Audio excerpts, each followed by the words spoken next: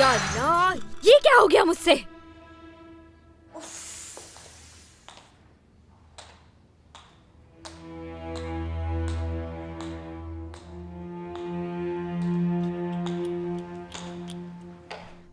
तुम यहाँ क्या कर रही हो? तुम्हारी हिम्मत कैसे हुई यहाँ आने की?